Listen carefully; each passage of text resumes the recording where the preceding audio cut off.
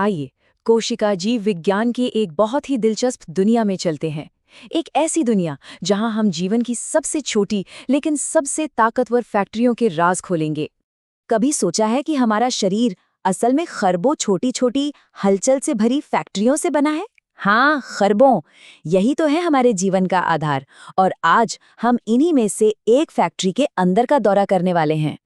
जी हाँ, आज हम जिस फैक्ट्री की बात कर रहे हैं उसका नाम है कोशिका। हम इसके अंदर चलेंगे और देखेंगे कि आखिर ये काम कैसे करती है। तो चलिए अब इस फैक्ट्री का टूर शुरू करते हैं। लेकिन अंदर जाने से पहले क्यों ना ये जाने कि इस छोटी सी फैक्ट्री को खोजा कैसे गया। इसकी भी अपनी एक बड़ी मजेदार कहानी है। तो देखिए, ये कहानी शुरू होती है 1665 में रॉबर्ट हुक से। उन्होंने एक कॉर्क के टुकड़े में मधुमक्खी के छत्ते जैसे छोटे छोटे कमरे देखे और उन्हें नाम दिया सेल। लेकिन एक बात थी, वो कोशिकाएं असल में मृत थीं। फिर आए एंटोन वॉन ल्यूमेनहोक, जिन्होंने पहली बार एक जीवित कोशिका को देखा। और फिर सालों बाद 1831 में रॉबर्ट ब्राउन ने कोशिका के एकदम सेंटर में उसके कंट्रोल रूम यानी केंद्रक को खोज निकाला। तो चलिए, इतिहास तो जान लिया, अब वक्त है फैक्ट्री के अंदर कदम रखने का। सबसे पहले देखते हैं इसका बाहरी ढांचा कैसा है। इसकी दीवारें, इसके गेट्स और इसका फैक्ट्री फ्लोर। सोचिए, किसी भी बड़ी फैक्ट्री के चारों ओर एक मजबूत दीवार होती है ना? ठीक वैसे ही कुछ कोशिकाओं के पास भी एक बाहरी दीवार होती है जिसे हम कोशिका भित्ति कहते हैं। ये एक किले की तरह मजबूत होती है, पर हाँ, ये हर कोशिका में नहीं होती। ये मजबूत दीवार आपको मिलेगी पौधों, बैक्टीरिया और फंगी में, और यही वजह है कि वो इतने सख्त होते हैं। ये उन्हें एक तय आकार और सुरक्षा देती है। वहीं दूसरी तरफ जानवरों की कोशिकाओं में ये दीवार नहीं होती और इसीलिए वो ज्यादा लचीली होती हैं। अच्छा, उस बाहरी दीवार के ठीक अंदर एक और लेयर होती है, कोशिका झिल्ली, और इसे आप फैक्ट्री का सिक्योरिटी गार्ड मान सकते हैं। अब ये कोई मामूली गार्ड नहीं है, ये बहुत होशियारी से ये तय करता है कि कौन सी चीज़ फैक्ट्री के अंदर आ सकती है और कौन सी बाहर जा सकती है। मतलब हर किसी की एंट्री नहीं है। इसी वजह से इसका एक और नाम है चयनात्मक पारगम्य झिल्ली। और हाँ, वैज्ञानिक इसकी बनावट को समझाने के लिए फ्लूइड मोज़ेक मॉडल का इस्तेमाल करते हैं। ओके, तो सिक्योरिटी चेक हो गया और अब हम फैक्ट्री के मेन फ्लोर पर हैं। यहाँ चारों तरफ एक जेली जैसा पदार्थ भरा हुआ है। इसे कहते हैं कोशिका द्रव्य। और यकीन मानिए, सारा का सारा एक्शन यहीं होता है। ये जेली जैसा फ्लोर ही है जहाँ फैक्ट्री की सारी मशीनें, जिन्हें हम ऑर्गेनेल कहते हैं, मौजूद हैं और अपना अपना काम कर रही हैं। असल में कोशिका के अंदर होने वाले ज्यादातर केमिकल रिएक्शंस भी यहीं इसी जगह पर होते हैं। चलिए, फ्लोर तो देख लिया, अब बारी है उन असली मशीनों से मिलने की जो इस पूरी फैक्ट्री को चलाती हैं। तैयार हो जाइए, क्योंकि अब टूर का सबसे मजेदार हिस्सा शुरू होने वाला है। और शुरुआत करते हैं फैक्ट्री के हेडक्वार्टर से, यानी इसके सीईओ के ऑफिस से। कोशिका की दुनिया में इसे हम केंद्रक के नाम से जानते हैं। यही है असली बॉस। ये सीईओ ही है जो फैक्ट्री की हर एक गतिविधि पर नजर रखता है और उसे कंट्रोल करता है। और इसके ऑफिस के अंदर क्या है? फैक्ट्री के सारे ब्लूप्रिंट्स, जी हाँ, यानी डीएनए और गुणसूत्र। यही वो निर्देश हैं जो बताते हैं कि फैक्ट्री में क्या बनेगा, कैसे बनेगा और कब बनेगा।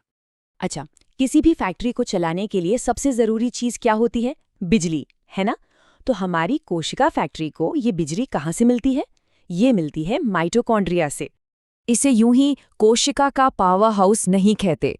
इसका काम है भोजन को लेना और उसे एटीपी नाम की एनर्जी में बदलना। ये एटीपी ही वो करेंसी है, वो ऊर्जा है जिससे कोशिका की बाकी सारी मशीनें चलती हों। इसके बिना तो सब कुछ ठप पड़ जाएगा। चलिए, पावर हाउस से आगे बढ़ते हैं। अब हम आ गए हैं एंडोप्लाज्मिक रेटिक्यूलम के पास। जरा सोचिए, ये फैक्ट्री की एक विशाल असेंबली लाइन है और साथ ही साथ एक ट्रांसपोर्ट सिस्टम भी। अब इस असेंबली लाइन के भी दो हिस्से हैं। एक है खुरदुरा ईआर, जिस पर राइबोसोम चिपके होते हैं और इसका काम है प्रोटीन बनाना। और दूसरा है चिकना ईआर, जिस पर कोई राइबोसोम नहीं होता। ये बनाता है फैट्स यानी लिपिड्स, और साथ ही ये जहरीले पदार्थों को साफ करने का भी काम करता है। मतलब दोनों के काम एकदम अलग है।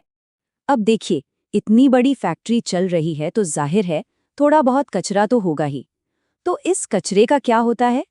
यहीं पर एंट्री होती है लाइसोसोम की, ये है फैक्ट्री की क्लीन अप और रिसाइकलिंग टीम।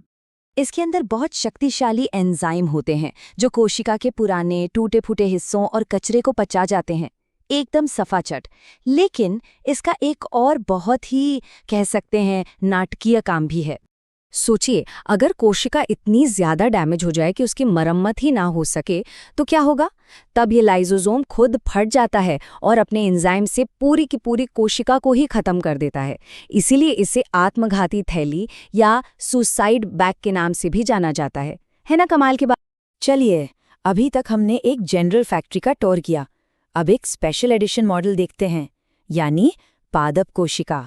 देखते हैं कि इस फैक्ट्री में ऐसी कौन सी खास मशीनें हैं जो इसे अलग बनाती हैं।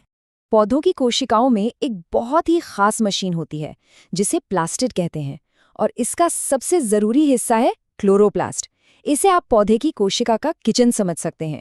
जी हाँ, ये वो जगह है जहाँ पौधा अपना खाना खुद बनाता है। तो चलिए जल्दी से दोनों फैक्ट्रियों को आमने सामने रखकर देखते हैं। पौधों की फैक्ट्री में एक सख्त बाहरी दीवार है और अपना एक किचन भी है।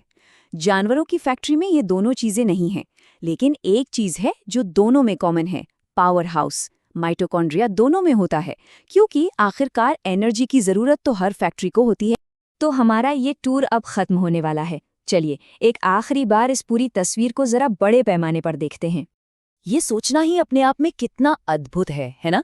कि हमारे अंदर ऐसी खरबों फैक्ट्रियां हैं, हर एक अपने आप में एक छोटी सी दुनिया, और ये सब एक दूसरे के साथ इतने परफेक्ट तालमेल में काम करती हैं कि एक पूरा जीता जागता इंसान बन जाता है। हमने ये तो देख लिया कि ये फैक्ट्री काम कैसे करती है, पर एक सवाल अब भी बाकी है। अगर ये एक फैक्ट्री है तो ये एक और नई फैक्ट्री कैसे बनाती है? मतलब एक कोशिका से दो कोशिकाएं कैसे बनती हैं? ये भी एक बहुत दिलचस्प कहानी है, लेकिन इस कहानी के लिए शायद हमें अगली बार मिलना होगा।